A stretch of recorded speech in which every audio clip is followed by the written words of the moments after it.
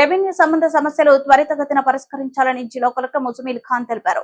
బుధవారం కలెక్టర్ సమావేశ మందిరంలో రెవెన్యూ అధికారులతో ధోరణి, ప్రజావాణి, ధృవీకరణలు, ప్రభుత్వ భూములు పరిరక్షణ తదితర అంశాలపై కలెక్టర్ సమీక్ష నిర్వహించారు. ఈ సందర్భంగా ఆయన మాట్లాడుతూ మండల స్థాయిలో రెవెన్యూ వ్యవస్థ పటిష్టంగా ఉండాలని, ప్రజల సమస్యలు మండల స్థాయిలోనే పరిష్కారం అయ్యేలా చర్యలు చేపట్టాలన్నారు. ఈ సమావేశంలో అదనపు కలెక్టర్ డి మధుసూదన్ నాయక్, శిక్షణ సహాయక కలెక్టర్ మినరల్ శ్రేష్ఠ, జిల్లా రెవెన్యూ అధికారిని ఎం రాజేశ్వరి, ఆర్డీఓలు G Ganesh, L Rajender, AD survey and land record Srinivasulu, తహసీల్దార్లు, నాయబ్ తహసీల్దార్లు, ఆర్ఐలు, సీనియర్ అసిస్టెంట్లు తదితరులు పాల్గొన్నారు.